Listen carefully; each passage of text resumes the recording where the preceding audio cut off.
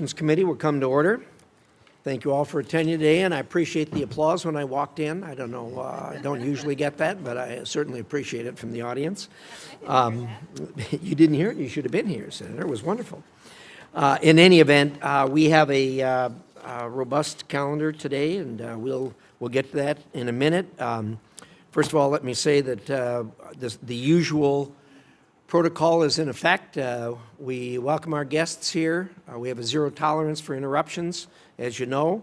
And Secretary Rubio, every time you show up seems to be when we have those issues. But and we were fortunate enough to have bilingual protests while you were here on occasion. So we're glad to have you back, but we'll see if we can avoid the excitement today.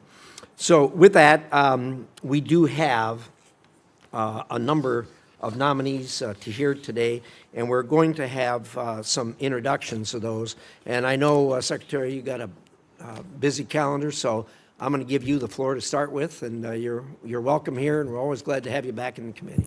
Well, thank you, Mr. Chairman. Thank you, the ranking member, to all the members for the opportunity to be here today. We feel that we have before you a very good panel, excellent panel of 4 ambassadors to important places. To the Bahamas, where we have not been able to have a representative in almost 9 years, maybe longer. It's been quite a while. On the Bureau that deals with population, refugees, and migration, which is clearly an issue that has impacted the country, but also has impacts on our neighbors in the region and around the world. And then in Jordan, which is, I don't need to explain what an incredibly important relationship that is for the United States.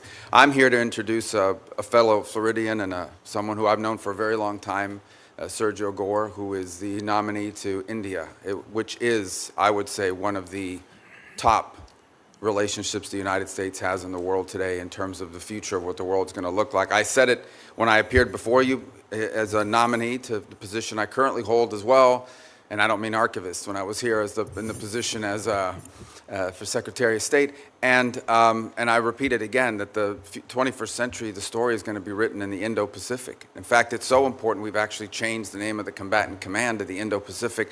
India is at the core of that. And we are in a period of extraordinary transition in that relationship with India. We've got some really important issues coming up that we need to work with them on and work through on that implicate what's happening from Ukraine, but also implicate what's happening in the region. It is my view, I hope it'll be your view, that it is important that the United States be represented at that post with someone who has the direct ear and confidence of the President of the United States. And I know of no one over the last, certainly period of time during this administration, but going back 4 or 5 years, no one who has had a better or closer working relationship than Mr. Gor. Someone who I've known since his time working here in the Senate, by the way, with one of our colleagues, and since then has gone on to do different things, but is very, very close to the President, has the President's confidence. And I can tell you that when you interact with these countries, in fact, I've already seen it, when you interact with these countries, having a representative in a place like India that has direct access to the Oval Office, to the President, and who they know can get things done both in the administration and through the Oval Office is critically important. And I don't know of anyone out there that's better positioned to do that than Sergio Gor. I would add one more footnote, and that is that in all of this is that in addition to that, I've also seen his administrative abilities. 95% of the people working in the government now, from political appointees, came through a process that he set up and had to operate. And that's I don't know if we fully appreciate how hard it is to staff up a new administration. And he ran that process with a small group and a small team, and I thought did an excellent job. So I think it shows his administrative abilities as well. So he's an excellent nominee. They're all excellent nominees, and I hope you'll give them your full consideration. And thank you for the opportunity to address that this morning. Thank you, Secretary. You're certainly welcome to stay with us, but I know you've got a busy schedule, being archivist and all these other things that you deal with every day. So we will certainly excuse you, and thanks so much for joining us today.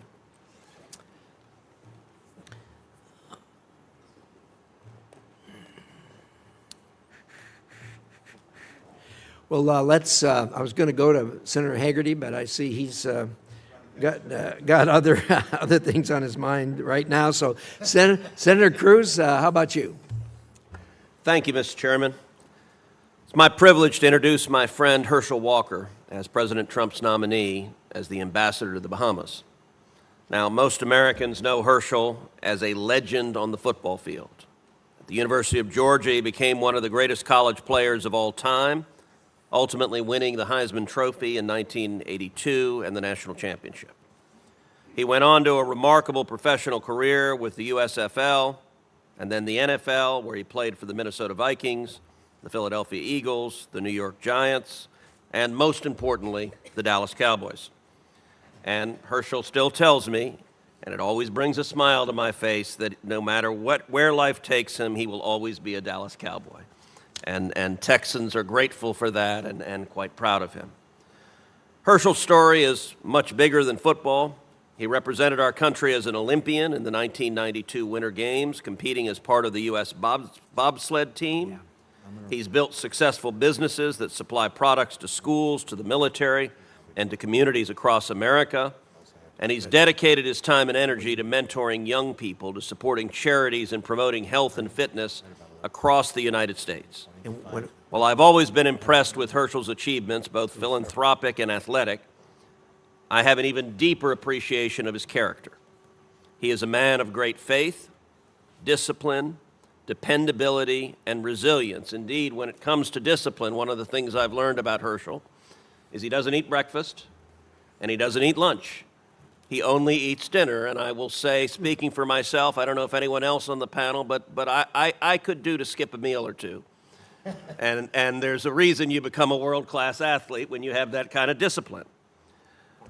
Herschel embodies the characteristics many Texans hold dear: determination, humility, and true patriotism. And I believe his voice and his perspective will be an asset to this nation. I'm proud to call Herschel Walker a friend, and I look forward to his testimony today. Mr. Chairman, members of this committee, Herschel Walker will make a terrific United States ambassador to the Bahamas, and I encourage everyone on this committee to vote to confirm him. Thank you, Senator Cruz. We appreciate that. And Senator Hagerty, you have something for the good of the order? Thank you, Chairman Risch and Ranking Member Shaheen. I appreciate your having this hearing today with my distinguished colleagues. And I think you know it's a unique honor for me to introduce friends, particularly to do such a critical job as serve as ambassador to the greatest, to any nation, to represent the greatest nation in the world, and that's the United States. And today, it's my great honor to introduce my friend Sergio Gor to be ambassador to India. An absolutely critical relationship, and Sergio is absolutely perfect for this role. He's a proven leader across business and media, and is a senior staffer here in the Senate. On top of all of this, Sergio has delivered results in one of the toughest and highest stakes arena in Washington. That's the White House Presidential Personnel Office. At PPO, Sergio has maintained a record-setting pace for hiring. He's staffed nearly 4,000 key roles across the government, including over 1,000 appointments on day one of the administration. Frankly, an amazing task. It didn't happen by accident. It took vision, discipline, and frankly, a relentless work ethic. But beyond the resume, Sergio Gor has achieved something that no resume can really underscore enough, and that is the complete trust of President Donald J. Trump. Sergio has stood by the president's side as a loyal and trusted advisor. In fact, Sergio is one of the absolute go-to people for President Trump. He has helped shape key strategies. He's delivered tough messages. He's ensured that the America First agenda is not just a slogan, but a governing reality. President Trump has called Sergio, quote, a great friend and someone I trust completely to deliver for the American people. Our relationship with India is now more important than ever. And if you think about the criticality of this, issues like trade, technology, defense, and regional stability are all at the fore in this vital relationship. And at this critical time, we need someone who can speak with clarity, who can act with conviction, and importantly, who has a direct line to the President of the United States. Sergio Gor is that person. When he speaks, New Delhi will know that he speaks not just for the State Department, but for the President himself. And I strongly urge my colleagues to support his nomination. Thank you, Mr. Chairman. Thank you, Senator Hagerty. I appreciate that. And with that, first of all, I'd like to welcome Judge Janine Piro with us today. Glad to be here and glad to have you here. Thank you so much for coming. The way this is going to work is I'm going to make a few opening remarks. I'm going to turn to the distinguished ranking member to do likewise, and then we'll hear about 5 minutes from each of the 4 nominees that we have, and then we'll open it up to a round of questions. However, today, being the day that it is, I would like to take a moment to remember the victims of the 9/11 terrorist attack and their families. This moment changed our country forever. We will never forget the lives lost and irreversibly altered that day. Please join me in a brief moment of silence in honor of the victims of September 11th.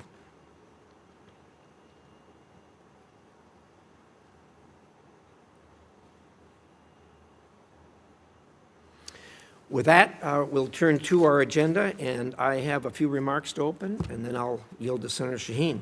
First of all, I want to thank, obviously, the nominees here today, and importantly, their families for being with us here today, for your willingness to serve. Obviously, there's a sacrifice involved in that, and we're certainly appreciative that you're willing to make that sacrifice for your country. I'm going to start with Mr. Veprek, who is Assistant Secretary for Population, Refugees, and Migration. You'll work alongside President Trump and Secretary Rubio to secure our borders and make American foreign aid targeted and in service of our interests. I look forward to learning more about these plans and about the Bureau's new organizational structure, which will include elements of the former Bureau for Humanitarian Assistance at USAID. As part of the much-needed State Department reorganization, I hope you'll work to ensure the PRM delivers assistance with a project and needs-based approach. In previous administrations, PRM has contributed almost exclusively to UN agencies to deliver aid. We all know the UN is certainly not the most effective way to make change to help those in need. I look forward to hearing your plans to keep America safe while getting aid to the places it is needed and where it is most advantageous to the United States. Mr. Walker, as President Trump's nominee for ambassador to the Bahamas, you would be the first U.S. ambassador in the country since 2011. President Trump and Secretary Rubio understand that the Bahamas is an important economic and security partner of the United States and will work to improve this relationship. After all, the Bahamas is just 50 miles from the U.S. shores and shares our democratic values and our economic and security interests. As China looks to increase its foothold in the Bahamas through its operation of the Freeport Container Terminal, its outsized diplomatic presence, and Huawei's near monopoly of local telecom networks, we must push back. You have your work cut out for you. I hope you can help us understand how you'd go about strengthening our bilateral relations with the Bahamas. Mr. Gor, as you know, India is a key partner, and our two countries have many opportunities to strengthen our cooperation on defense, technology, and trade. I really can't add much to what Secretary Rubio said, either about you or about the relationship with India. Both are incredibly important. As partners in the Quad, India and the U.S. play an important role in maintaining a free, peaceful, and prosperous Indo-Pacific. While our relationship has its frictions, we cannot ignore that our countries are strategically aligned on the need to counter China's unfair economic practices and malign influence in the region. At the same time, you must balance those strategic priorities with difficult conversations. India's close energy relationship with our adversary, Russia, is incredibly troubling. President Trump has taken action to address India's dangerous purchases of Russian oil, and I hope you will double down on those efforts, making clear to your Indian counterparts that the United States will not tolerate support for Putin's war machine. Mr. Holtsnider, the United States and Jordan have a strong, long-standing relationship guided by our shared goals of a peaceful, stable, and prosperous Middle East. His Majesty King Abdullah of Jordan is a close friend of this committee and its members, and there isn't any world leader who meets with us more frequently. Last fall, our ally Israel and Jordan celebrated 30 years of peace, but this relationship is facing strong headwinds. Anti-Israeli sentiment among Jordanians is on this rise, and this sentiment has only deepened in the years since Hamas's brutal October 7th terror attack. You've had a distinguished career of service across the Middle East in both the State Department and the Marine Corps. As ambassador, it will be your responsibility to look out for Americans in Jordan and to work with your counterparts to combat extremism and promote stability in the region. I look forward to hearing your plans to do so. Thank you again to all of our witnesses here today, our nominees, and for your willingness to serve. And with that, the distinguished ranking member, Senator Shaheen. Well, thank you, Mr. Chairman, and welcome to our nominees and to all of your friends and family who are here with you today. Unfortunately, historically, both Republican and Democratic administrations have struggled with the Senate's slow confirmation process. Sometimes delays have been political. Other times they reflect legitimate concerns about the nominees themselves and their potential impact on American security. Senator Risch and I have spoken about the importance of advancing career nominees at our first business meeting of this Congress. And Mr. Chairman, I appreciate that you continue to push for more career nominees as part of that commitment. Thank you as well for agreeing to postpone consideration of the nominee for Kuwait as we wait for more information on his background. All of this is to say that I, too, have been frustrated by the slow consideration of nominees. But I also believe that when a nominee requires further scrutiny, either for policy reasons or because of their backgrounds, that the Senate must do its job. Now, the nominees before us today, like all of our nominees, require careful scrutiny. Take India, for example. Both Democratic and Republican administrations, including the last Trump administration, have made serious investments in our relationship with India. India is not only a major power in the region, its workforce will help drive the future of technology and economic growth, and we heard both from the chairman and Secretary Rubio how important that relationship is. I was very concerned, as I'm sure others on this committee were, when I saw Prime Minister Modi standing alongside Vladimir Putin and Xi Jinping at the summit in Beijing earlier this month. But I worry that that meeting should not come as a surprise for those who have read the committee's minority report, The Price of Retreat. China has been working diligently to capitalize on this moment of America's retreat, and pushing India into a closer relationship with China is a serious setback to U.S. interests. Mr. Gor, you've been nominated to serve as ambassador to New Delhi. I hope you will speak about what you would do, if confirmed, to rebuild that critical U.S.-India relationship. Mr. Walker, if confirmed, you will serve as ambassador to the Bahamas. This nation is a close American neighbor off our coast of Florida, and China has long sought to expand its influence there. I'd like to hear from you what your plans are to advance American interests in the Caribbean as China pushes deeper into the region. And Mr. Veprek, you've been nominated to be Assistant Secretary for Population, Refugees, and Migration. In the past, this was a bureau that was focused on helping asylum seekers ranging from Russian journalists to Afghan women. Under President Trump, rather than supporting asylum seekers, the Bureau has too often prioritized resettlement of groups like Afrikaners from South Africa. It's also supporting the administration's efforts to deport people to countries where they have no ties, including to El Salvador, South Sudan, or Rwanda. If confirmed, what will you do to ensure that the U.S. is not sending people to places where they face torture, trafficking, or sexual exploitation? And finally, Mr. Holtsnider, if confirmed, you will serve as ambassador to Jordan. Jordan, as already has been outlined, is an important American partner in the Middle East. I was glad to visit there last month, met with King Abdullah, and saw some of the operations in Jordan that are very important to the United States. They work closely with our U.S. military and intelligence community and host thousands of Palestinian and Syrian refugees. I'm pleased the administration has nominated someone with experience and a long diplomatic career to this critical post. So I look forward to hearing from all of you. Thank you for your willingness to serve. Thank you, Senator Shaheen, and I'd certainly concur in your remarks regarding the advice and consent constitutional obligation of this committee. It's one of the heritages we've gotten from the Founding Fathers. This committee obviously takes that seriously, and I want to thank the President and Mr. Gor, who's here today, who've worked closely with me as we've worked through these the nominations.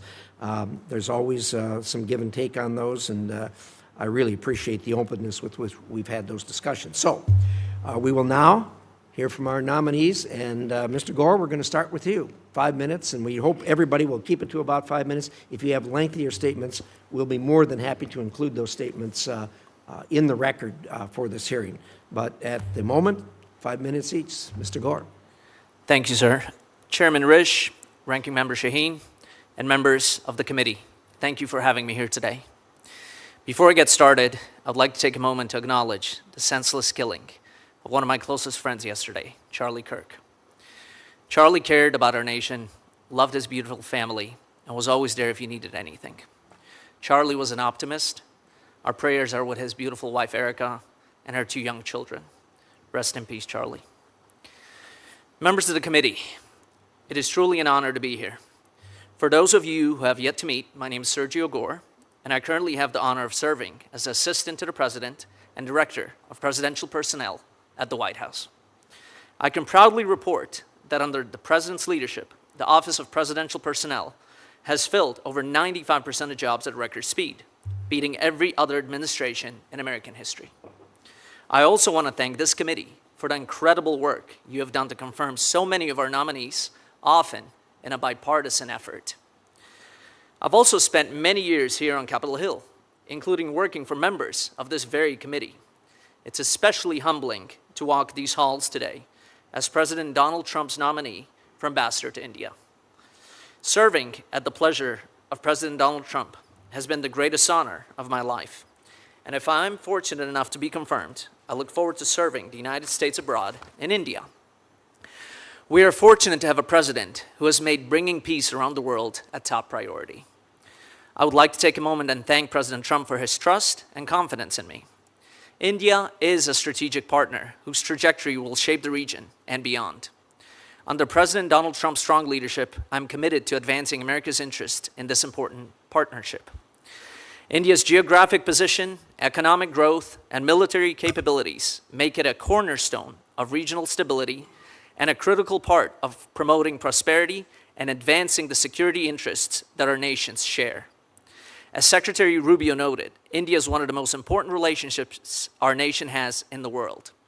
If confirmed as ambassador, I will work to deliver on the President's agenda and advance U.S. interests by increasing our defense cooperation, ensuring fair and beneficial trade, deepening energy security, and furthering technology. If confirmed, I will prioritize deepening defense and security cooperation with India. This includes expanding joint military exercises, advancing co-development and co-production of defense systems, and concluding critical defense sales.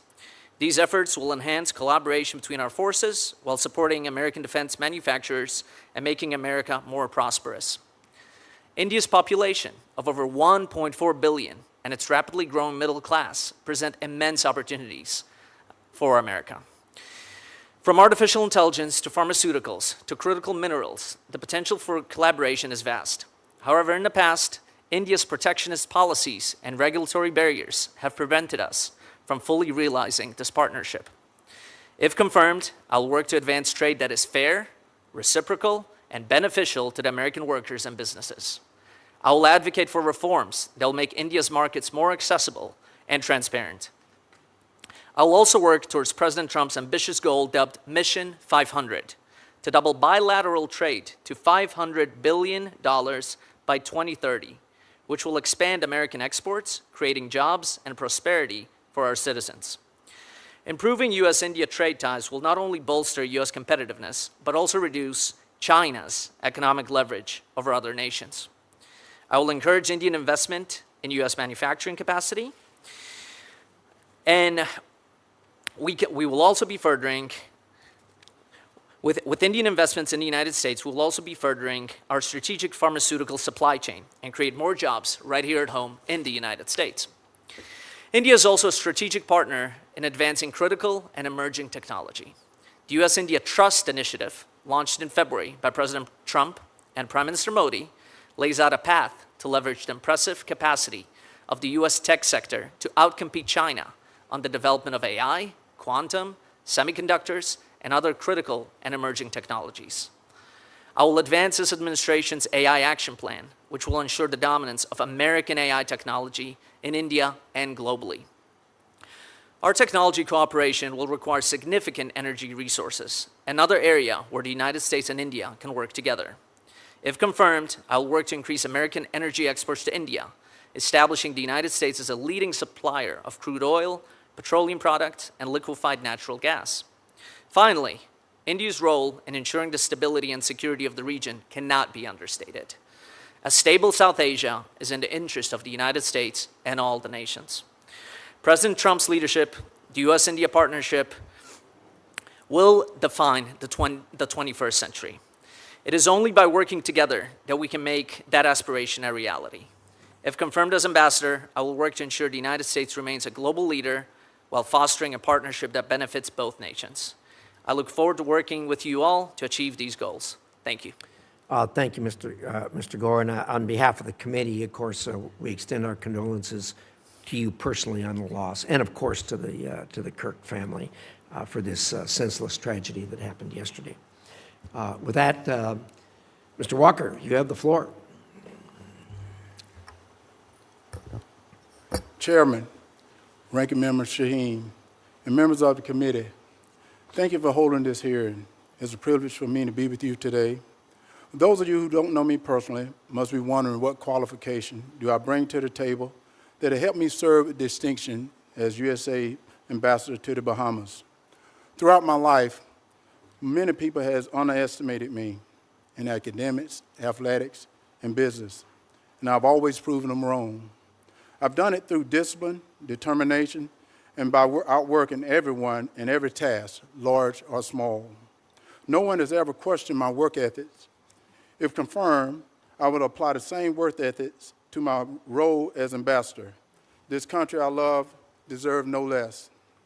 I also have been blessed with the gift of being able to relate to people from all walks of life. I built trust and compassion in humans by finding things that unite rather than divide. Although I've never held the official title as an ambassador, I've spent decades serving as an informal ambassador to our youth, encouraging them to get a good education and to stay physically fit. I've been an ambassador to the men and women in the military, stressing the importance of mental health. I've traveled to hundreds of military installations around the world, making sure our service members feel comfortable seeking mental health counseling and treatment. I've also served as an ambassador to the athletic world through the United States as an Olympian and a professional athlete. As the owner and CEO of two successful businesses in the food service industry, I know firsthand what it takes to start and run a business. I understand the importance of tourism and trade. In addition to hard work, the secret sauce is relationship building. That is my strength and my passion. As you know, there's not been a Senate-confirmed U.S. ambassador to the Bahamas since 2011. The American and the Bahamian people deserve better. As ambassador, it will be my highest priority to keep American tourists and residents safe and secure. I will work closely with the Bahamian government on all matters pertaining to our mutual security. Having an ambassador in place is more important than ever. China is trying to increase its influence in the region. It has built nearly a $3 billion deep water port in the Bahamas and has made other moves that can threaten our national security. There is a rise in the drug smuggling there in the Bahamas, and this is a real danger to the United States.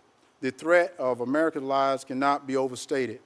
Tackling this serious problem requires leadership, cooperation between our government.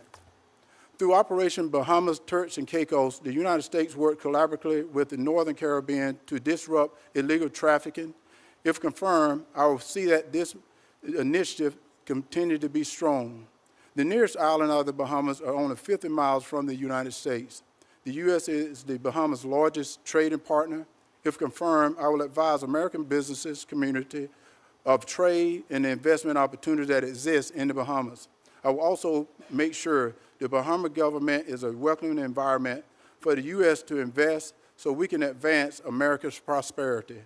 As ambassador, I will strive to build lasting relationship with the Bahamian American community in the United States.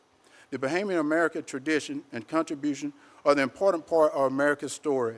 If confirmed, I will deepen our economic and cultural ties with the Bahamian people. I will also showcase American excellence through sports diplomacy.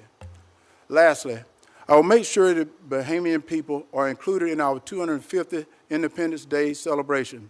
In closing, if confirmed, I will partner with the people of the government of the Bahamas to advance our shared interests. I will work with the elements of the U.S. government, including especially members of this committee, to promote America's interests in the Bahamas throughout the region. It would be my honor to serve my country as an ambassador to strengthen the ties between the United States and the Bahamas. I will always ensure my staff and I represent the people of the United States to the best of our ability. I thank President Trump, Secretary Rubio, Secretary of State Rubio, and my wife. Thank you for this opportunity, and I look forward to your question. Thank you very much, Mr. Walker. We'll now turn to Mr. Veprek. The floor is yours. Chairman Risch, Ranking Member Shaheen, and distinguished members of this committee, thank you for the opportunity to appear before you today. As you did, Chairman, I'd like to start by recalling the September 11th attacks. It is fitting that we remember the Americans who lost their lives 24 years ago today, as well as the service and sacrifices of many others in the years since to safeguard our country. Senators, President Trump has nominated me to lead a bureau charged with addressing what is, in my view, our country's greatest challenge, migration. I thank him and Secretary Rubio for entrusting me with this important task. I'd also like to thank my family. Over 23 years ago, I entered the Department of State with the first Foreign Service orientation class after the September 11th attacks. And since then, I've had the privilege of serving my country in a variety of capacities all around the world. My family has supported me throughout, graciously accommodating many moves and long absences. Members of the committee, during President Trump's current administration, we have seen a significant reduction in border encounters and a reversal of migratory flows into the United States. These are important achievements. If confirmed, I will ensure that the Bureau of Population, Refugees, and Migration helps sustain the President's whole-of-government effort to giving Americans the secure borders they deserve and to ensuring the sovereignty of our nation. U.S. diplomacy is an important part of that effort.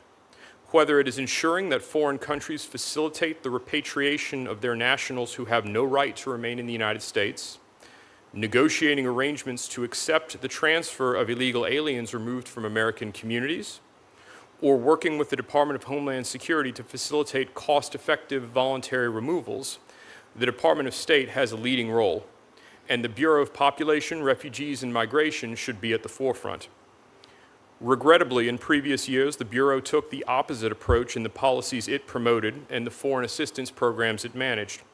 Instead of protecting our borders, they facilitated mass migration into the United States. That will not recur on my watch. If confirmed, I will direct the Bureau to support the voluntary remigration of those who have no right to be in our country and support other countries that help us achieve our immigration enforcement goals. On that point, let me speak about foreign assistance generally. I share Secretary Rubio's vision for an America First foreign policy, foreign assistance that aligns with administration policies and advances concrete U.S. national interests.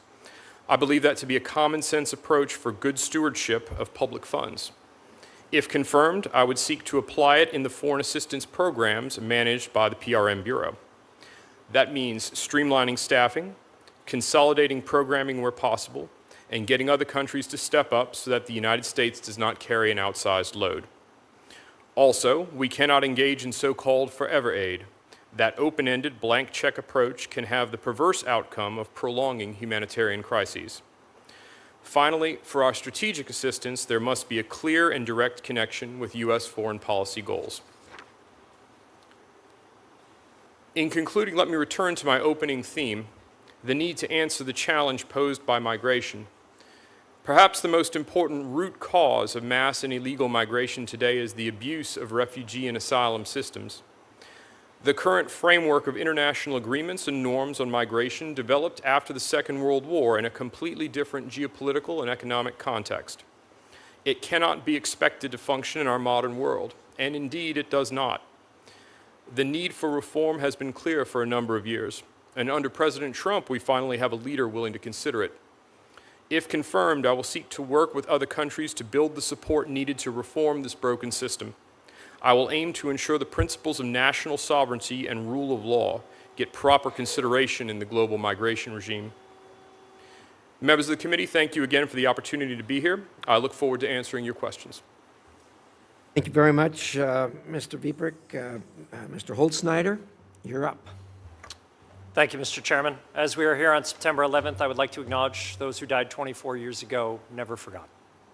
Chairman Risch, Ranking Member Shaheen, distinguished members of this committee, thank you for the opportunity to appear before you today as the President's nominee to be the United States Ambassador to the Hashemite Kingdom of Jordan. I would also like to thank the senators on this committee for their focus on the bilateral relationship, including recent travel to Jordan by the Ranking Member and other members of this committee. I'm honored by this nomination and grateful to President Trump and Secretary Rubio for the confidence that they have shown in me. If confirmed, I look forward to working closely with this committee and the rest of the Congress to advance U.S. foreign policy interests in Jordan. As I've done previously before this committee, I would again like to thank my family, my wife Nana, our children Maud and Henry, for their unwavering support and sacrifice throughout my career, especially during my time in Iraq, Afghanistan, and Somalia. Throughout my career, I've had the opportunity to work on U.S. foreign policy in the Middle East.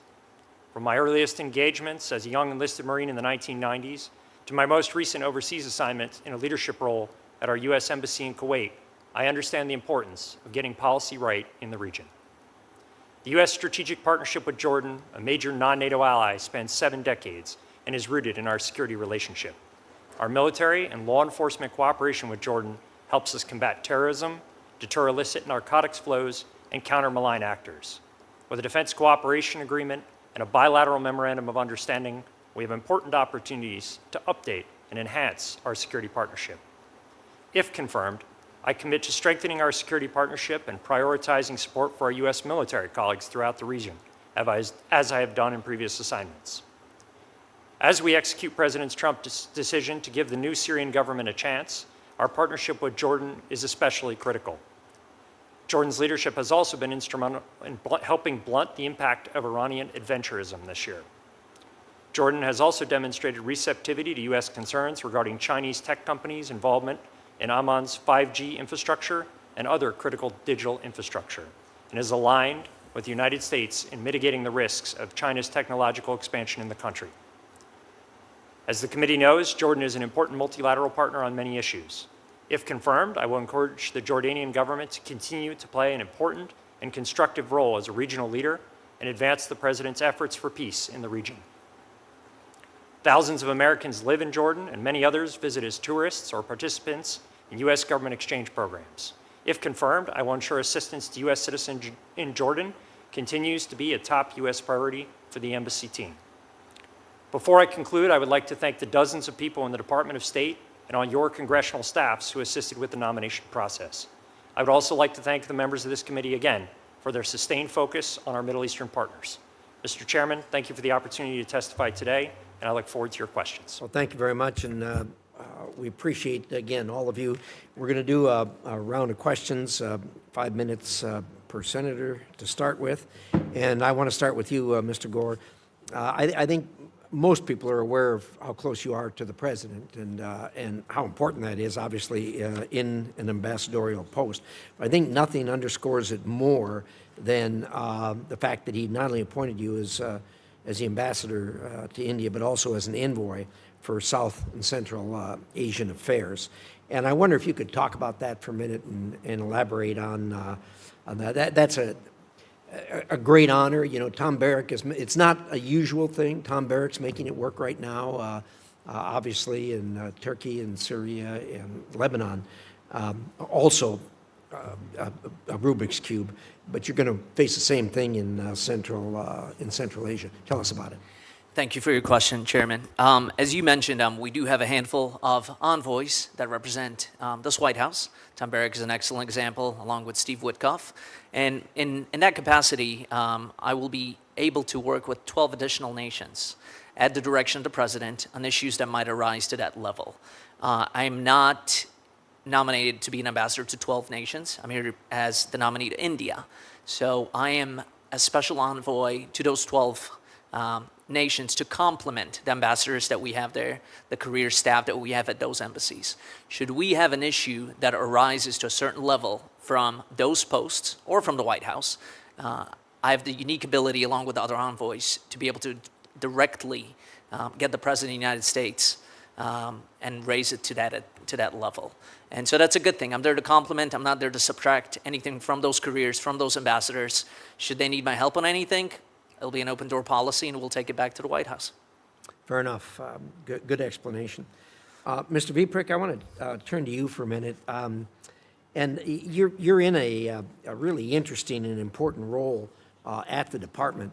You know, President Trump ran on as one of his signature promises to close the back door with the illegal immigration we were having. And the American people responded and were very clear that they wanted that stopped. And he very quickly slammed the back door, and there's nobody coming through.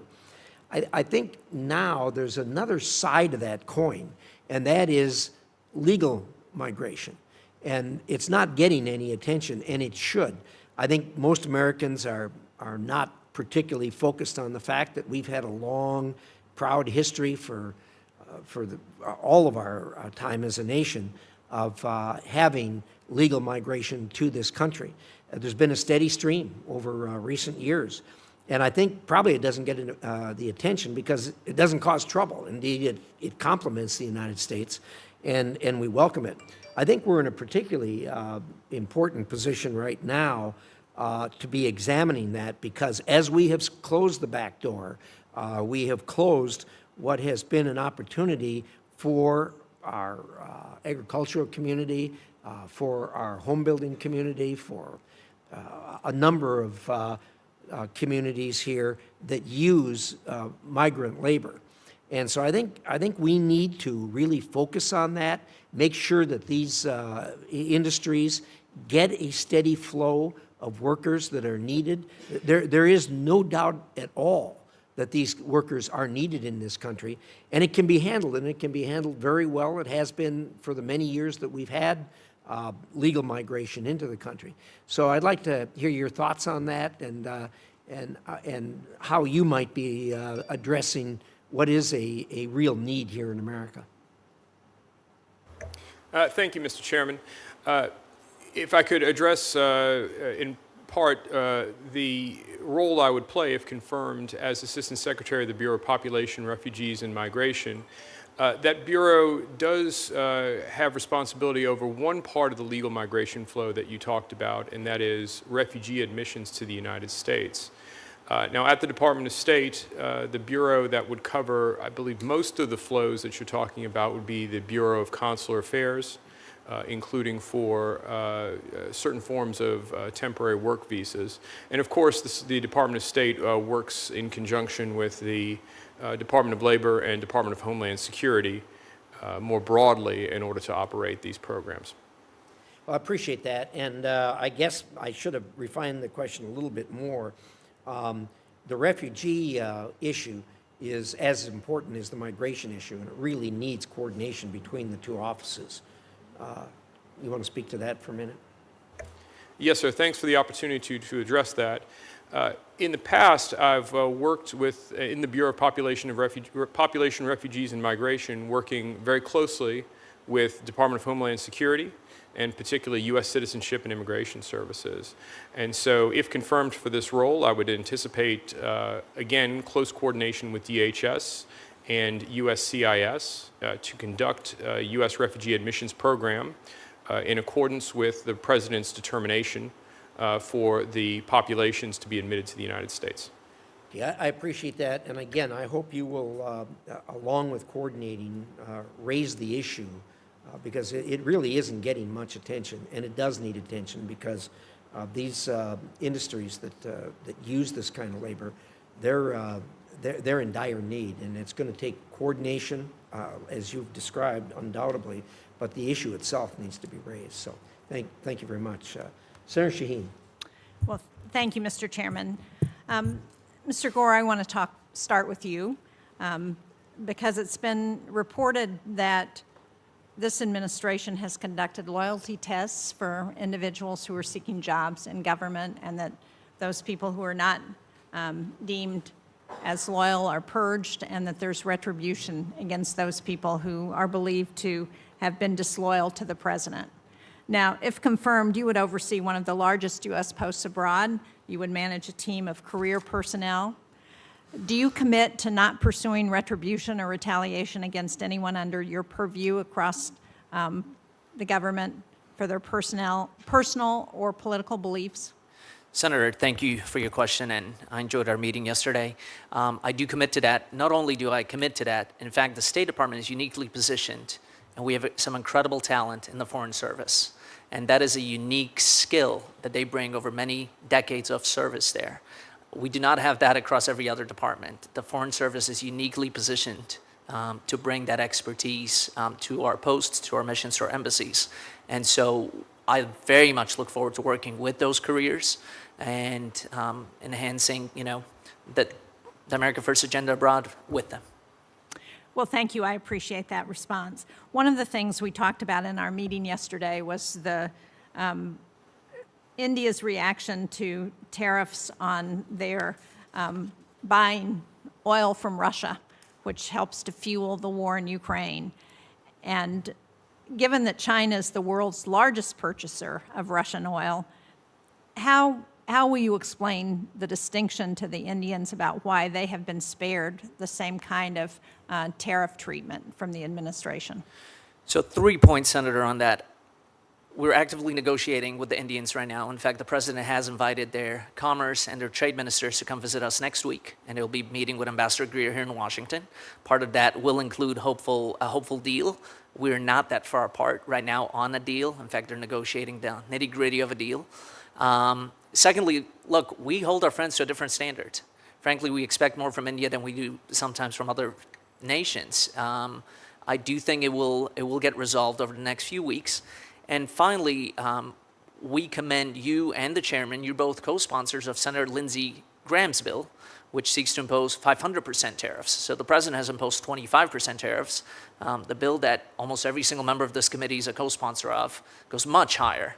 So I think we're all in agreement on that. Well, I certainly agree with that, and I hope that you will encourage that we treat China in the same way as we treat India, given what they're doing to fund Russia's war machine. Not only that, Senator, but as you know with the president, he is very much open to that. He's spoken about that. In fact, he's encouraging our European allies to do the same, and so I think we are on the same page. Thank you. Mr. Veprek, did I understand you to say in your opening statement that you believe the cause of migration is the refugee and asylum system that we have in the United States and in other countries? Senator, thank you very much for the opportunity to address that.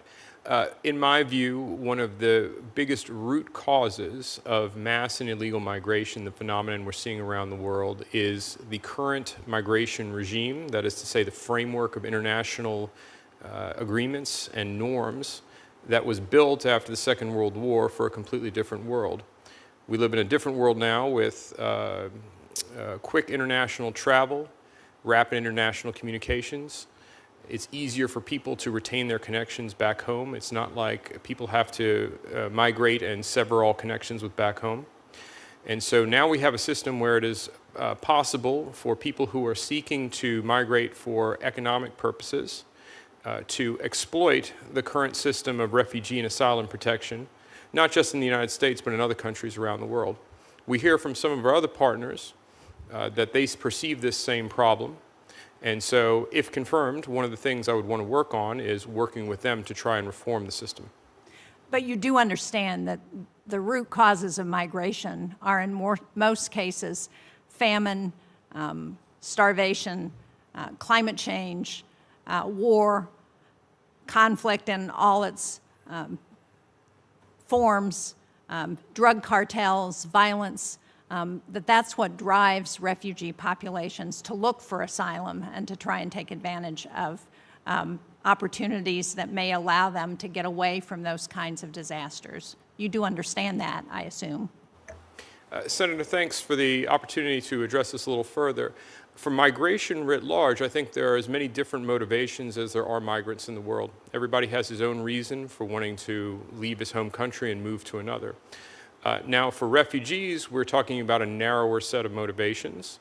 The definition of refugee is set in our law and is set in certain international instruments. I'm not asking you about the legal explanation for refugees. I'm asking you about whether you understand the root causes that force people to leave their homes. I have had an opportunity to meet with many refugees, not only in the United States, but around the world. And what I hear consistently from them is that they want to go home. The reason they have fled is because they're facing violence at home, because they're facing starvation, because they have no economic opportunities and can't support their families. That's the question that I'm asking you. Thank you, Mr. Chairman. Thank you, Senator Shaheen. Appreciate that. Senator Hagerty. Thank you, Mr. Chairman. Mr. Gor, I'd like to start with you, if I might. I'd like to talk about the relationships that exist between the United States and India. I don't think there are few relationships that are as critical for our national security and for our economic relationships as the relationship that we enjoy with India. And I've been fortunate, I would say, to be in the presence of both President Trump and Prime Minister Modi at the same time on multiple occasions. I can say this: there's a great relationship between the two leaders. There's a relationship that I could see of mutual trust, and I think it's a wonderful foundation. I also see an issue, and I think it's very clear that President Trump is dead serious about resolving the conflict between Russia and Ukraine. He's dead serious about bringing this to an end. And India can play an important role in this. You and I have talked about that, but India can play a critical role. I think my colleagues are aware of this. But there's sort of a circular transaction network where India buys Russian crude at a discount, they refine it, and they sell it back to the Europeans. We need the Europeans to be buying American energy. We need Russia's flow of funds to be shut down. We need to bring this conflict to an end. You have a unique and strong relationship with President Trump. Could you comment on how you would leverage that deep personal relationship with leadership in India to help bring the conflict in Ukraine to an end? Thank you for the question, Senator. Our president has a deep friendship with Prime Minister Modi, and that is something that is unique. In fact, if you have noticed, when he has gone after other nations, he tends to go after their leaders for putting us in that position and for the United States imposing those tariffs. When the president has been critical of India, he has gone out of his way to compliment Prime Minister Modi. They have an incredible relationship. I've been with him in the same room. We're not that far apart on a deal already on these tariffs. To your point, getting India to stop buying Russian oil is a top priority for this administration. Bringing peace around the world is a top priority to this administration. This president has engaged in trying to resolve wars and conflicts all over the world, from Africa to the Middle East to Ukraine and even Southeast Asia. So I agree with you wholeheartedly. I think the time will arrive upon us in the next few weeks and next few months for all of this to get resolved. You know, I think we all saw the display in Beijing when we saw Prime Minister Modi and other leaders join Xi Jinping in China. A lot of pearl clutching going on here in America about what does that mean, is India drifting away. I'll just highlight this, that China and India have a long history of grievances and distrust. Barely 5 years ago, China and India were fighting over a disputed border, and China used an electromagnetic weapon. They didn't use bullets, but they used an electromagnetic weapon to literally melt Indian soldiers. So I think that it's clear to me, and I think it's clear to all of us, that international relations are a lot more than a photo opportunity. They really run deep. You're 100% right. Look, India shares a lot more in common with us than they do with China. And for far too long, we have not had that personal touch. And not only will I be able to bring that to New Delhi, but the president is also extremely personally engaged. Just earlier this week, he had complimented Prime Minister Modi. Prime Minister Modi responded in kind the next day. We have a great foundation that I hope, if I am confirmed, to build upon. I think you're going to see a wonderful opportunity there, and I look forward to the results, because having someone with your close personal ties to the president and a prime minister, as Prime Minister Modi, is tend to appreciate that tie. I think you're going to find a very receptive audience there at a time when we really need it. So I appreciate that. Can I turn in the final moments here to Pakistan? Another critical relationship is the one between India and Pakistan. There's a rivalry that's been going on there for ages. Both nations are nuclear equipped. In May, this really erupted into open conflict. And President Trump and the administration stepped in to keep the fighting from further escalating. You were in the White House. You're familiar with the situation. I'd just like for you to comment in the moments that remain about how you were thinking about the situation with Pakistan and how you might address it. Senator, thank you for the question. I'm here nominated to be ambassador to India. With that said, as I indicated earlier, this president is heavily engaged in bringing peace around the world. And no matter where that is, whether it's Africa, Europe, or the Middle East, he very much likes to be hands-on, and he feels like he has an obligation. If he can bring peace anywhere around the world, that's what he wants to do. Well, having been in the position that you're, hopefully, and I encourage my colleagues to support this, that you're confirmed for, I'll say this: your relationship with the president is going to prove to be an invaluable asset, particularly in a country like India that's so critical, so vital to our strategic ties, and the relationship that's already there, at least the foundation that's there with Prime Minister Modi, I think is going to be invaluable to us, and I look forward to seeing your success here. Thank you. Thank you, Mr. Chairman. Thank you very much, Senator Kane. Thank you, Mr. Chair, and congratulations to the nominees. Tim, before you start, for the information of the panel, we got members coming and going. It's out of no disrespect to you, but we got votes going on, so they either send the bailiff up to arrest us or we go down and vote. So excuse us as we come and go. So with that, Senator. Thank you, Mr. Chair. And Mr. Chair, I appreciate the comments that you were making right as I walked in about the sadness over Mr. Kirk's death. I put out yesterday, as many of us did, a comment praying for his family and for the university community. But I was struck when I walked into the Armed Services Committee meeting today that many of my colleagues knew him. I never met him. So for many in this body, and I think many who are here, he was an acquaintance or a friend.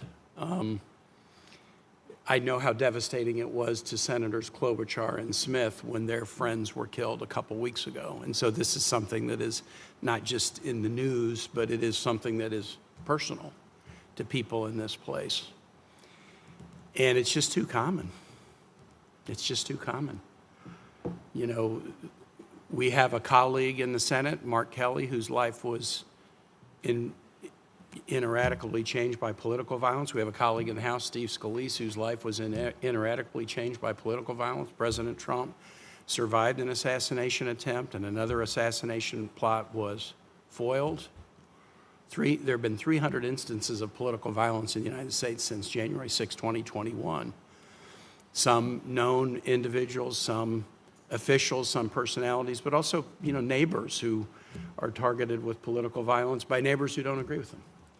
And I bring it up to express my sadness for colleagues who were personally affected because they know Mr. Kirk, but also in a Foreign Relations Committee meeting, one thing that's a little bit sad, and I suspect all of us have this experience, we travel as members of this committee or the Armed Services Committee, and we meet with people overseas, and they just think this is who we are. You know, I don't think this is who we are, but when we meet with people abroad and they sort of think this is who we are, it's sort of hard to mount the evidence and make the counter argument. So I don't have any answers. I've got a real sober sense of sadness today, especially for colleagues of mine who are personally affected by this. Mr. Gor, I've got a question for you. Bill Hagerty is a senator who really knows a lot about diplomacy, and he was asking you about the sort of photo op of Modi and Xi recently and said there's been some pearl clutching about it. And pearl clutching suggests that maybe it's not that serious a thing. But I am struck that we often said the same thing about Russia and China. They can't get along together. They've had a border dispute, and they've been at odds for a very long time. I've been in many hearings over the course of my 13 years here, especially on the Armed Services Committee, where officials of both the Trump, Biden, and Obama administration have sort of poo-pooed the notion of deep cooperation between Russia and China on the grounds that they've had a lot of historical enmity, so there's going to be a limit to what they can do together. And yet what we're seeing is Russia and China, and now together with Iran and North Korea, forming a tighter and tighter alliance against the U.S. and our democratic allies.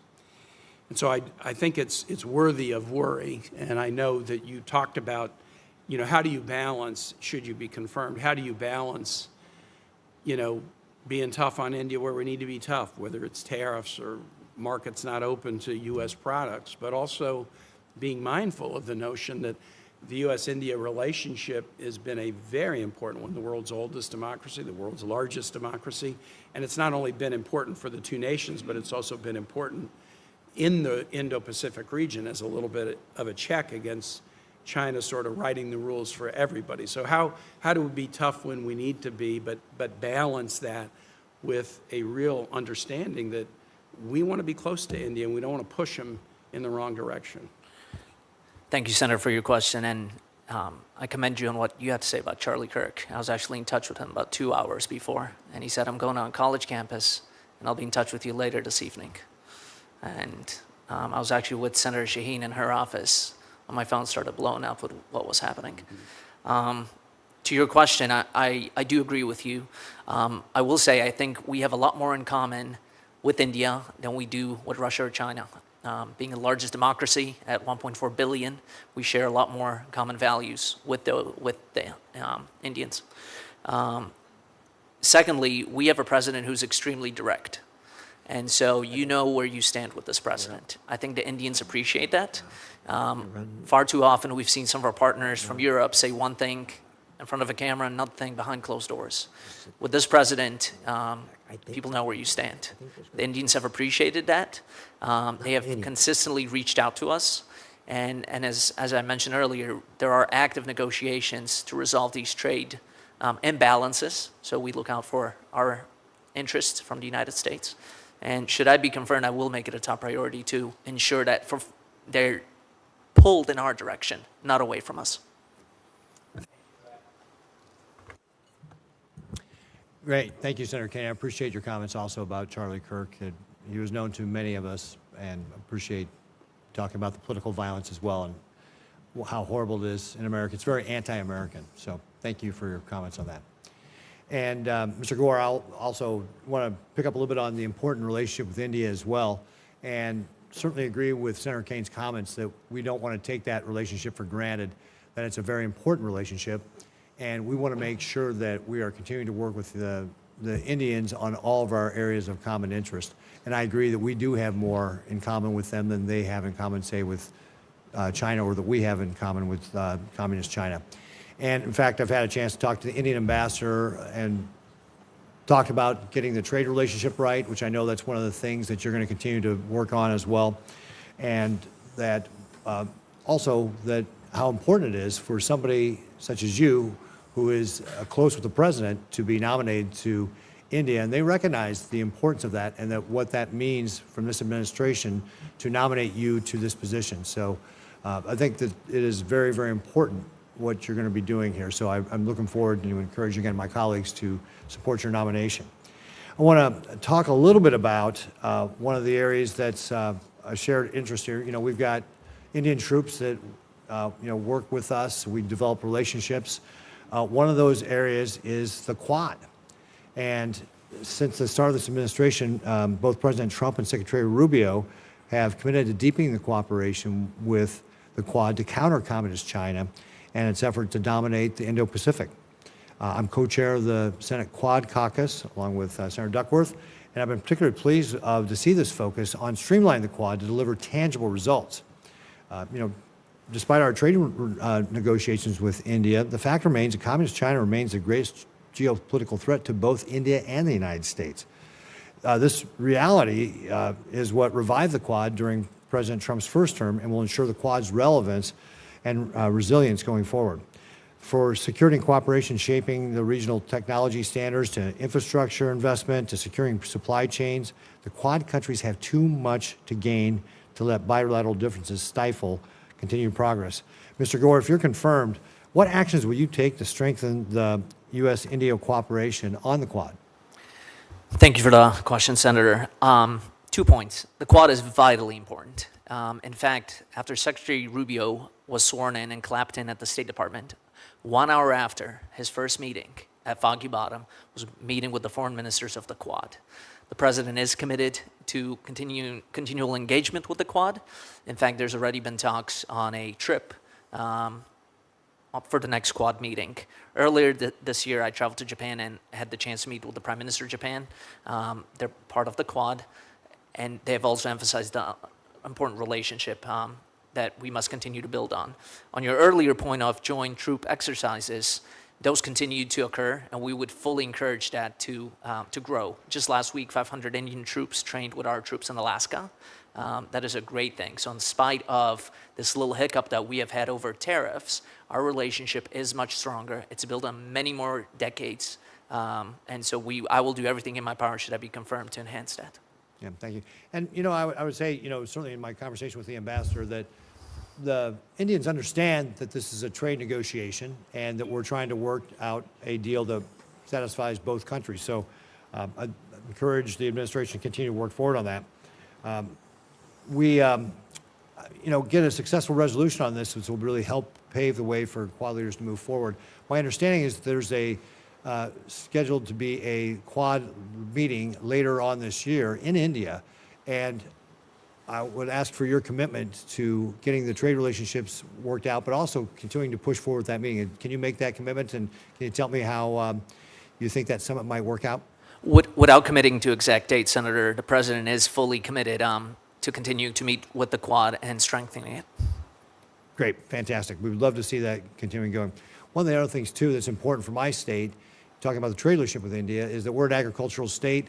India has been one where they've had high barriers to agricultural products that are going into India. I think that we've got a lot to offer them when it comes to that. With the trade negotiations restarting, do you agree that getting India to reduce their tariffs on U.S. agriculture should be prioritized as part of the overall finalized trade agreement? 100%. And in fact, I got a briefing on this. Ambassador Greer is literally working on individual items that in the past, tariffs and barriers have made it prohibitive to be imported into India. That will hopefully be changing soon and over the next few weeks. Yeah, great. And just as my time's running out here, I'll just, a friend of mine was just in India. He sells popcorn. And he was telling me that since independence, they've apparently had a rule that you can only own 2 acres of land as a farmer. And so consequently, you have 11,000 farmers farming 22,000 acres. And clearly, to me, that's not even subsistence farming. So I do think that there's a lot that we can offer India with regard to how they can improve agricultural production for their country. And with that, I believe, Mr. Murphy, you are up. Thank you very much, Mr. Chairman.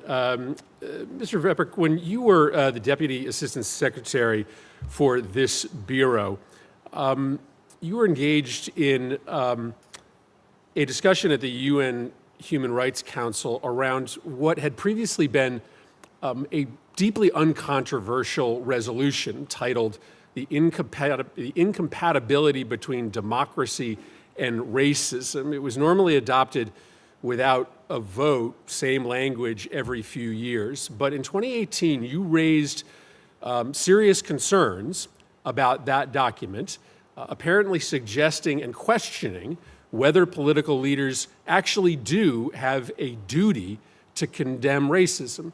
My understanding is that much of our learnings, especially from the Holocaust, is that without a sense of proactive obligation by political leaders to speak out against hate speech, it can grow and metastasize and end up turning into large-scale violence. So this idea that leaders do not have a duty to condemn hate speech or incitement sounds like a really dangerous viewpoint. You want to spend just a minute explaining why you took that stance in 2018? Senator, thanks very much for the opportunity to address this.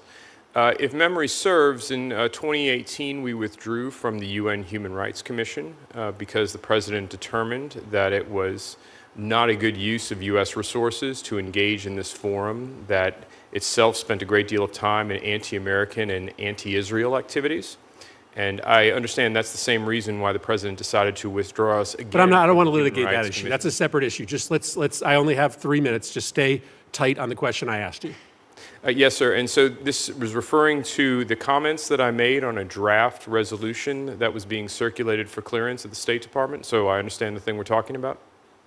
Do you believe that leaders have a duty to speak out against racial hate speech or incitement? I believe that's a judgment for political leaders to make, and that's part of the reason why we elect them to be leaders. You don't believe they have a moral? If memory serves we have from a moral this duty? draft resolution, the language was somewhat stronger, a duty to do it all the time. Sir, I can't police Twitter all day. I don't think any of us has time to police Twitter all day. We all have jobs to do.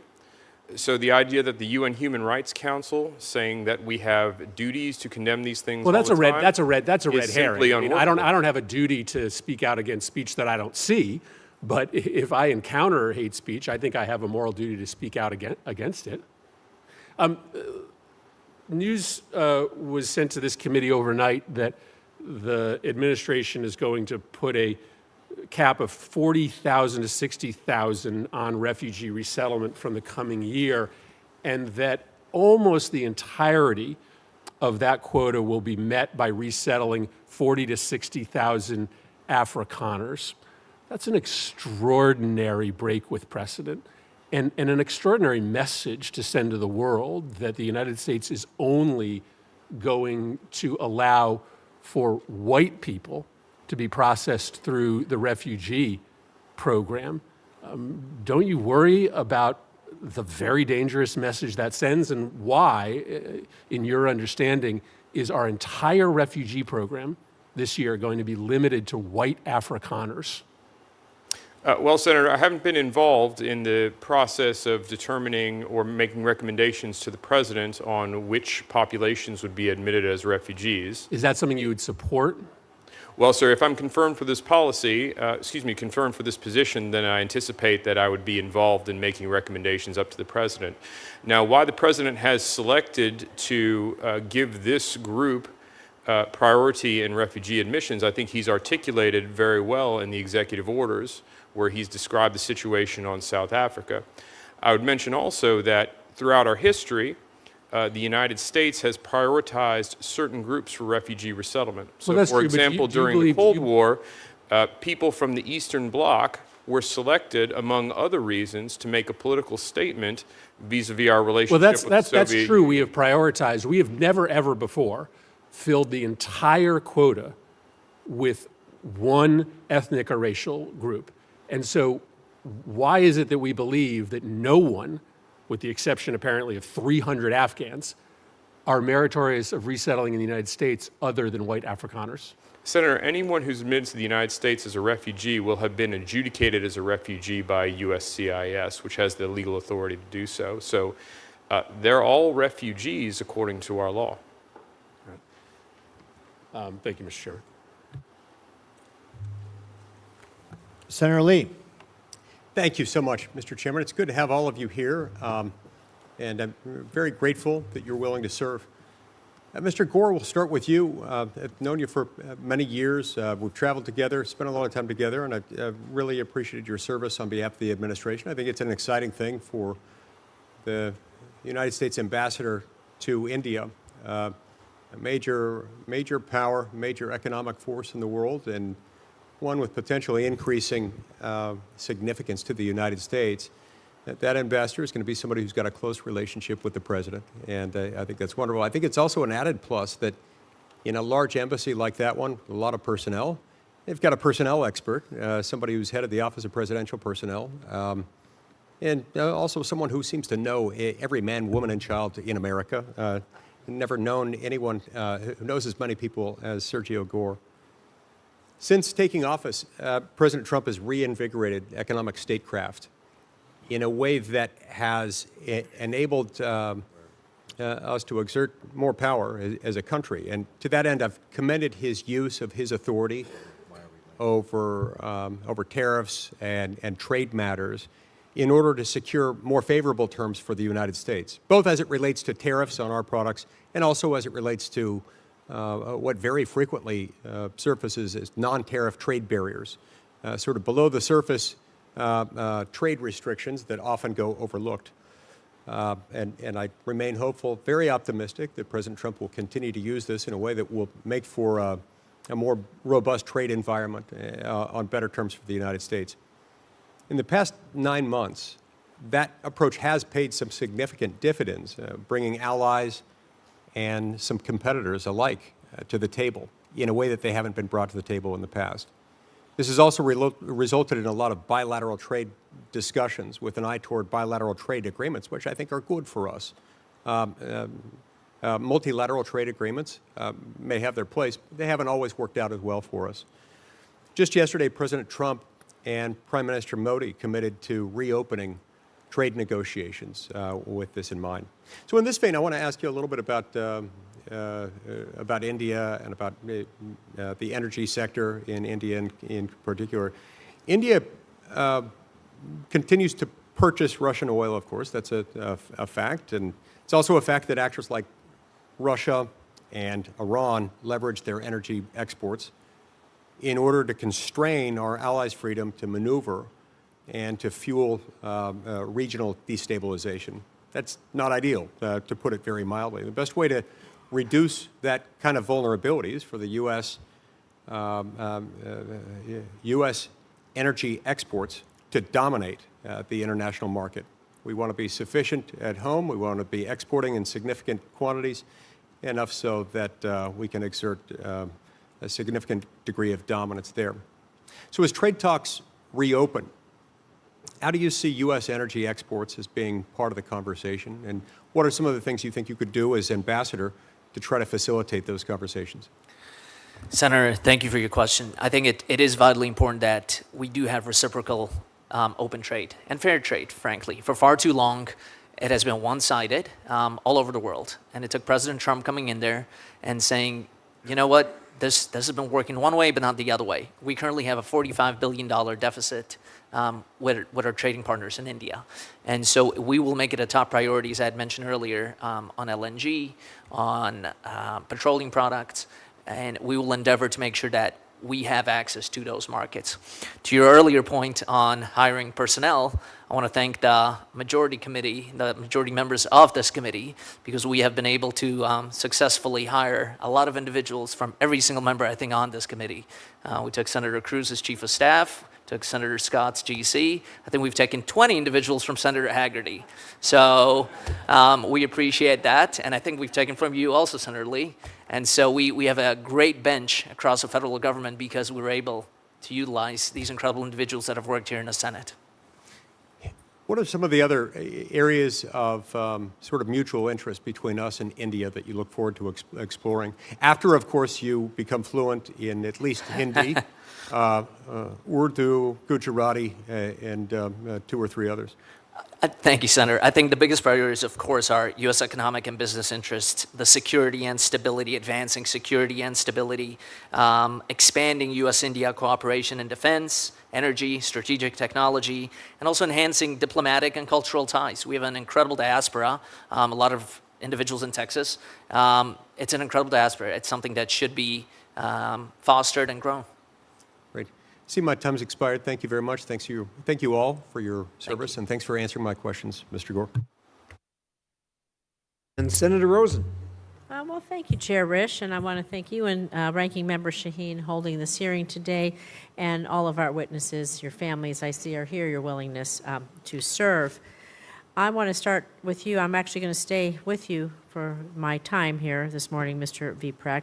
I want to talk about the Lautenberg program, because I'm disturbed by the persecution of Jews, Christians, Baha'is, and other religious minorities living in Iran. For more than 20 years, the Lautenberg program has provided a safe and legal pathway for Iranian religious minorities to settle in the United States as refugees, with only 2 exceptions. During the first Trump administration, when the program was suspended in February 2017, and right now due to an executive order. As the walls close in on the Iranian regime, these religious minorities, well, they need more help for the struggles they're facing, their increasingly severe state-backed repression. So could you explain what efforts, if any, you made as Deputy Assistant Secretary of State for PRM in the first Trump administration to reopen the Lautenberg program, and what role you would intend to play in supporting this program if confirmed as Assistant Secretary for PRM? Thank you, Senator Rosen. I appreciate the opportunity to address this. When I worked in PRM before as a Deputy Assistant Secretary, one of the portfolios I had was refugee admissions, and in that capacity oversaw the U.S. refugee admissions program, including the Lautenberg program under it. Before I had come on the job there, the Lautenberg program, which worked to resettle Iranians who were suffering persecution from Iran to the United States via an intermediate European country, had been interrupted due to some logistical problems that probably I would have to go into in a different environment. Yes. While I was a Deputy Assistant Secretary, I worked on that, trying to get that process restarted for about 2 years. The principal issue was, say, overcoming some reluctance on the part of European partners. At the point that I left that position in would have been spring of 2020, I thought we were fairly close to getting there, but that was at the very beginning of COVID, and then I moved on to a different job and didn't have the opportunity. I have to some see it other through. questions to ask you, so will you be willing to come work with us on reviewing this program and helping now that we hope Iran is on its back foot, weakest point in decades, and we know that there's a burgeoning movement there for some freedom, and we want to protect those religious minorities. And I'm going to kind of build on Senator Murphy's question, because I want to talk about vetting of Afrikaners and anti-Semitism as we think about persecution, because despite President Trump's indefinite suspension of the U.S. refugee admission program, reports suggest that, of course, we know white Afrikaners have been resettled in rapid fashion, with some being approved to travel to the U.S. in just weeks. So we want to talk about the vetting. One of the very first Afrikaner refugees resettled is openly anti-Semitic, including on social media. And the irony of this situation is that the administration has used the pretext of combating anti-Semitism to attack individuals and institutions it doesn't agree with. So combating anti-Semitism and other forms of hate, wherever it manifests, absolutely necessary. But why is this expedited admission of an Afrikaner refugee with a documented history of anti-Semitic social media posts? It is both unacceptable and offensive. So how do you think this individual slipped through the cracks? And if confirmed, will you commit to vetting future Afrikaners to the same high standards applied to other refugee applicants? Senator, thanks very much for the question. Not working in PRM now, I'm not in a position to talk about how the vetting works or what might have happened in this What will you do case. going forward? But indeed, if I'm confirmed and in place, I can commit to ensuring that all refugees are vetted and screened to the highest possible standard. And so you would agree that someone who has anti-Semitic social media posts and continues to do this would not be a person you would maybe consider clearing? Just to be clear on the process for refugee admission, it's USCIS that makes the determination for who is a refugee and who gets refugee status to be admitted to the United States in that way. So that wouldn't be a decision that I would be able to make personally. Well, you would be committed in the fight against anti-Semitism with all of us, and bringing these folks in, maybe not necessarily the best idea, just generally. Indeed, I'm quite committed to the fight against anti-Semitism. Thank you. Mr. Chairman, I yield. Thank you, Senator Rosen. Senator Cruz. Thank you, Mr. Chairman. Mr. Walker, I'm extremely alarmed by China's encroachment across the Western Hemisphere. Just a couple of weeks ago, I traveled to El Salvador, Panama, and Mexico, and met with leaders who all echoed the same concern. This is dangerous, and it is the result of bipartisan failure stretching back decades. As you noted in your testimony, we've had no Senate-confirmed ambassador to the Bahamas since 2011, under both Republican and Democrat administrations.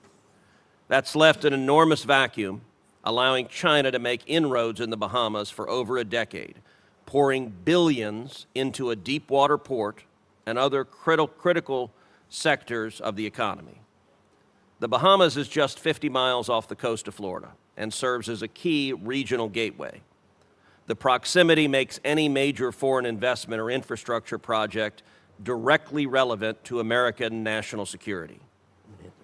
The United States should work with our partners to curtail China's growing influence in the Caribbean and the broader Western Hemisphere, and your role will be vital in advancing this critical partnership.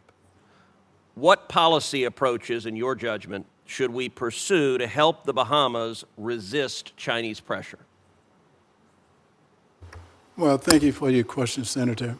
First of all, I can't set policy, and it is set by the president. But what I see China doing now is they're doing a lot of influence in the Caribbean.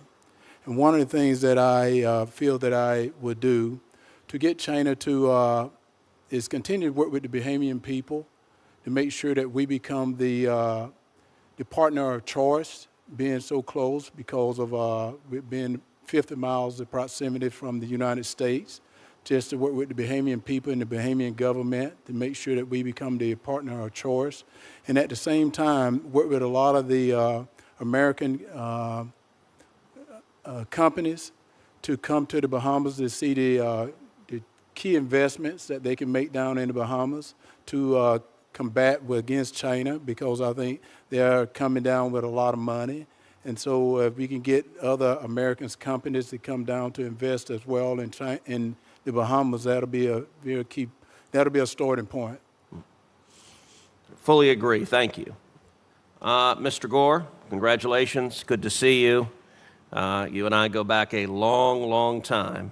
Indeed, just the other day, we were laughing at 13 years ago when a former colleague of ours, John McCain, labeled your then boss, Rand Paul, and Mike Lee and me collectively wacko birds.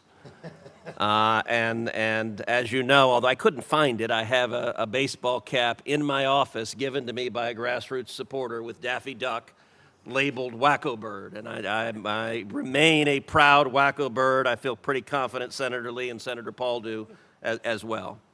You're going to be terrific in India. India, as you know, is quite literally on the front line against Chinese expansion.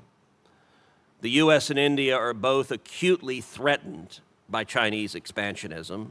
President Trump and Modi undeniably respect each other and have signaled again and again that the United States and India are natural allies.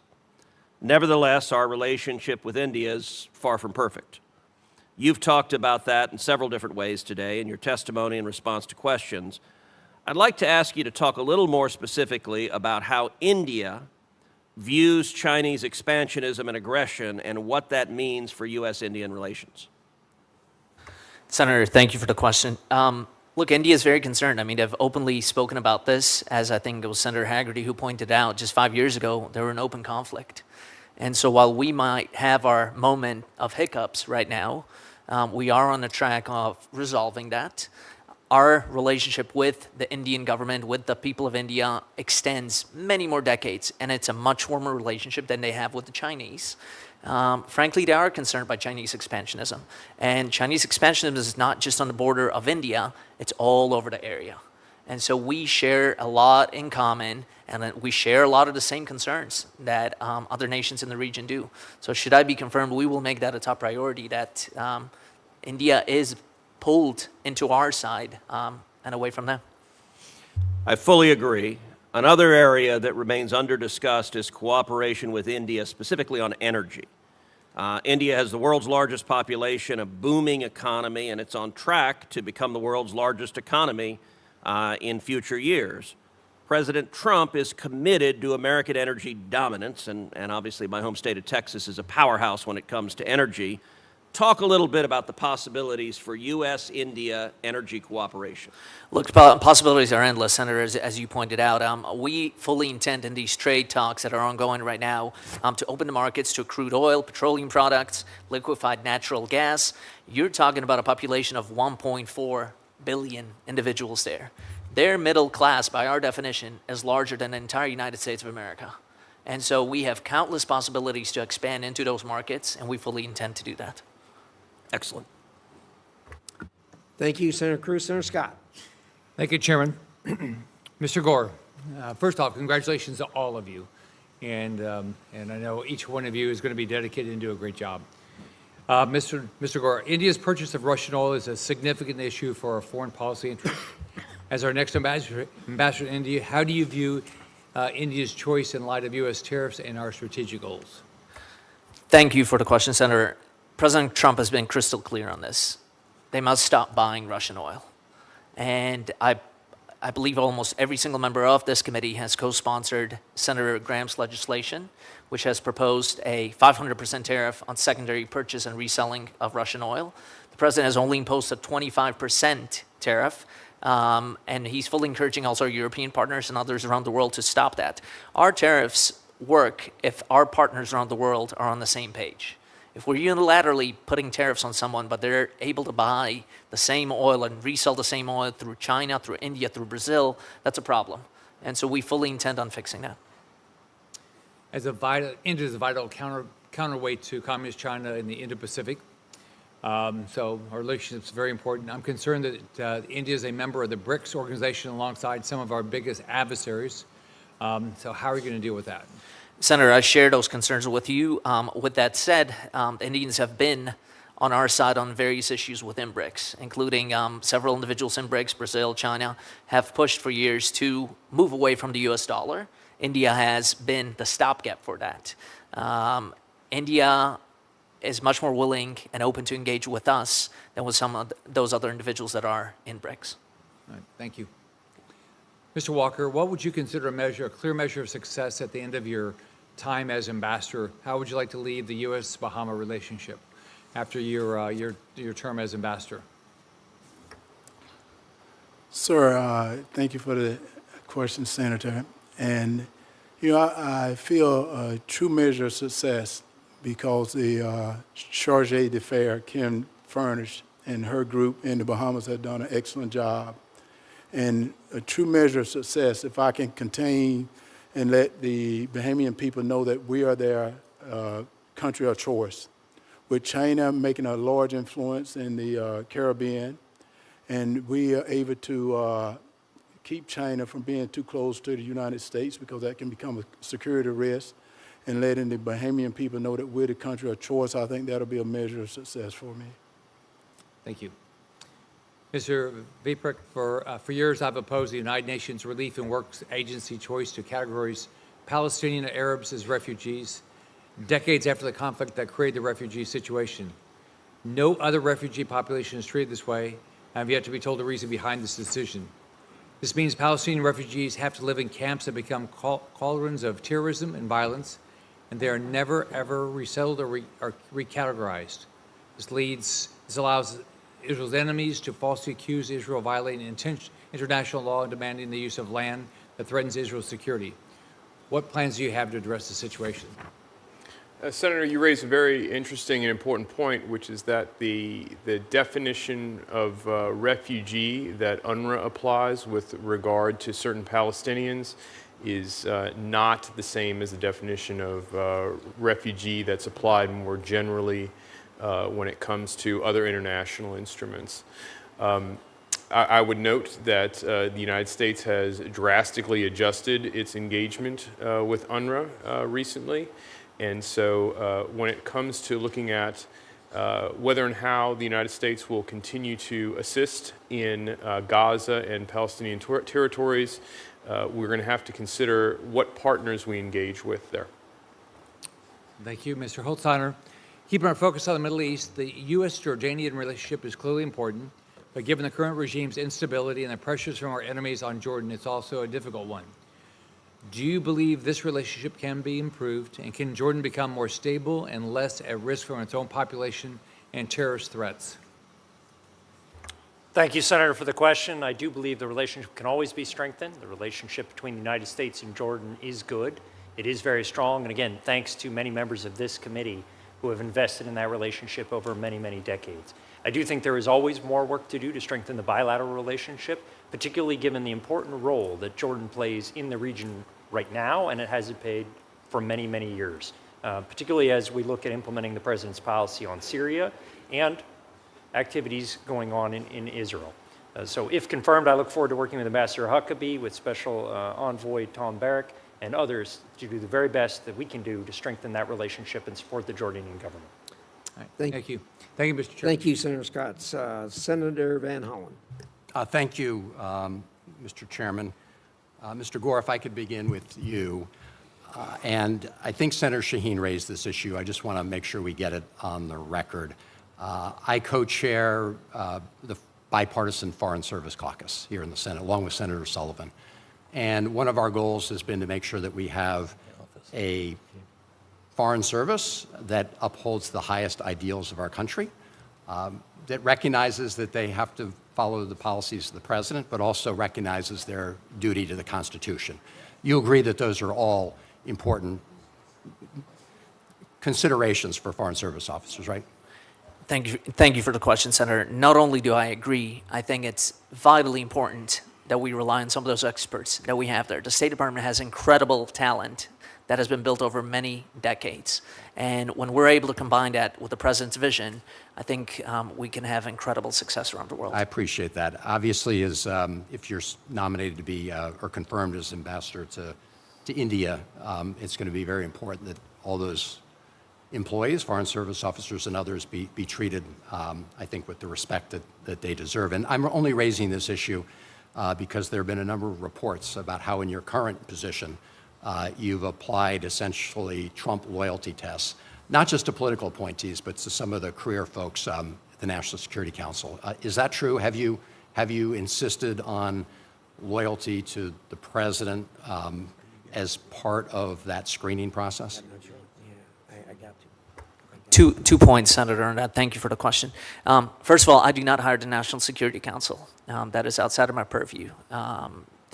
Most of the jobs within the White House do not fall under my portfolio. So I have not hired, I've not fired anyone within the National Security Council. On your second point of the individuals that we do hire across the federal government and across the different agencies, the president was elected by 78 million people. He was given a mandate by the American people for a certain agenda. And so we do hire individuals that agree with that agenda. If you're a butcher, you're not applying to go work at PETA. And we believe we want to hire the best qualified individuals, but also individuals that frankly do agree with the president's agenda and are able to implement that. I got it. I understand. And of course, you've got a lot of federal employees already working on behalf of the United States, and they understand that their responsibility is to implement the president's agenda, but they also recognize a duty to respect the rule of law and the Constitution. In any event, I understood your answer to Senator Shaheen, and I think it's going to be very important that you signal very early on. 100%. If I can add one last thing to that, the president has sent several nominees for ambassadorship that are career, including the gentleman to my left. And just last week, we've nominated 400 promotions within the State Department to different levels of counselor and officer. So we fully intend to continue doing that. Thank you. So, Mr. Veprek, let me ask you, and I know you've had some questions about the situation with South Africa, because early on the president issued an executive order essentially saying he was going to penalize South Africa because of what he has described as genocide against Afrikaners, against white South Africans.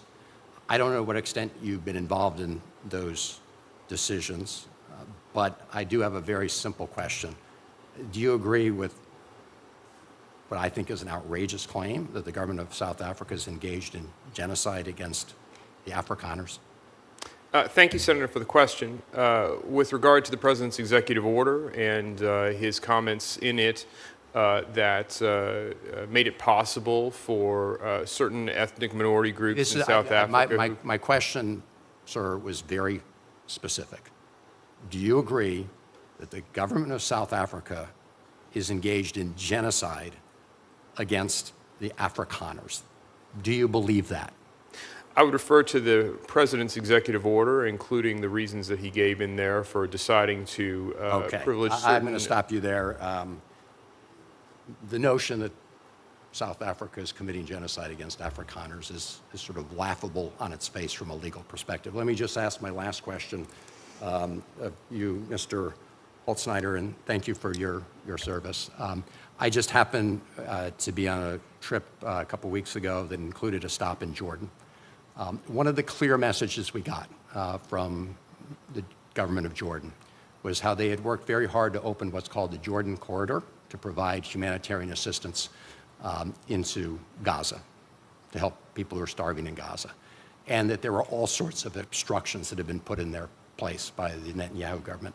Senator Merkley and I released a report today. I urge you to take a look at it, and I just ask that you work with us to address those issues should you be confirmed. Do I have that commitment?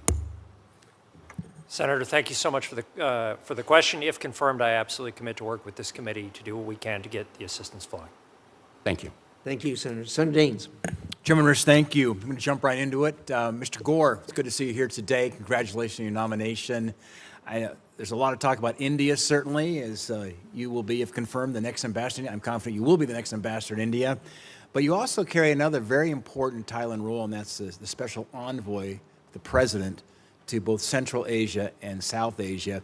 I just want to bring Central Asia back into the forefront here in this Foreign Relations Committee. I don't think it gets enough attention and talk, and while we have this moment, I want to jump into the Central Asia, some of the questions there. We spoke the other day about how U.S. adversaries are really undermining the increased U.S. engagement we're seeing today in Central Asia. And clearly, that breakthrough peace agreement that President Trump led between Azerbaijan and Armenia is one of these moments. It's been underreported, in my opinion, underappreciated, but significant geopolitically and ramifications will have for Central Asia.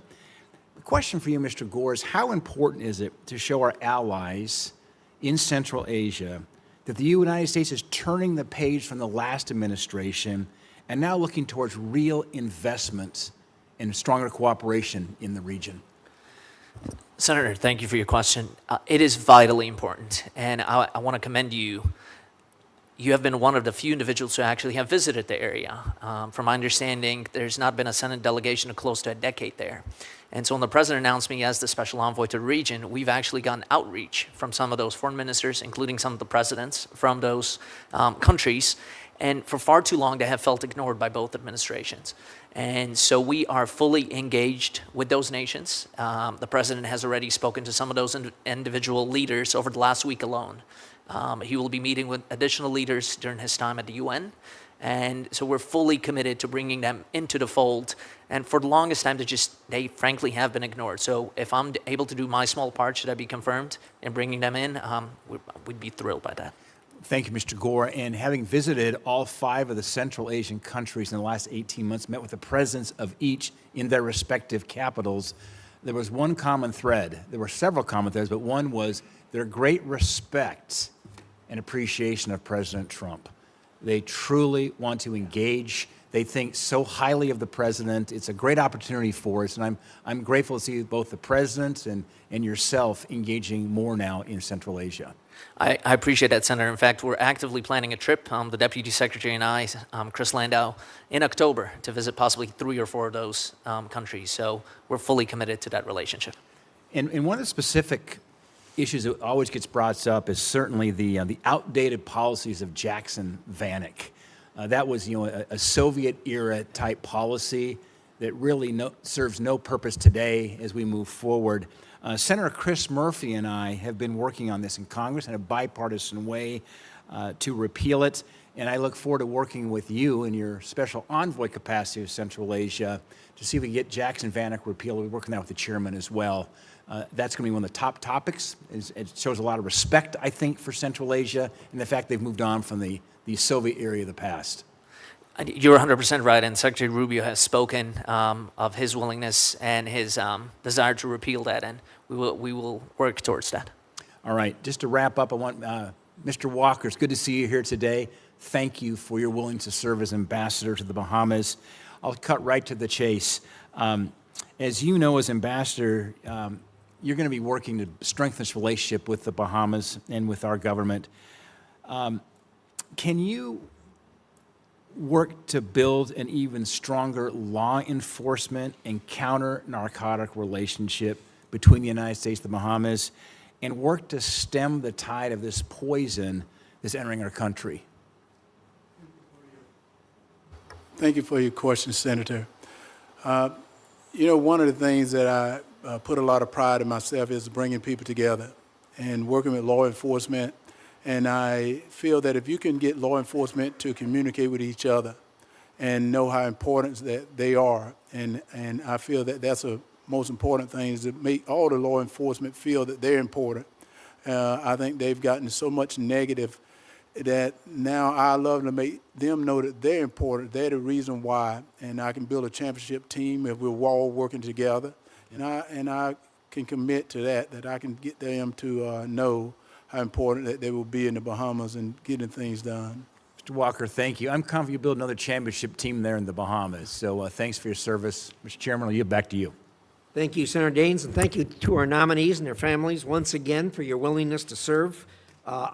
We have received letters of support. I'm going to order those put into the record. For the purposes of the committee, the record will remain open until close of business tomorrow, September 12th at 5 o'clock. If any of you get questions, I would urge you to immediately answer them. It'll help move the process along. Again, thanks to the panel. Thank you to the committee for the participation. With that, committee's adjourned.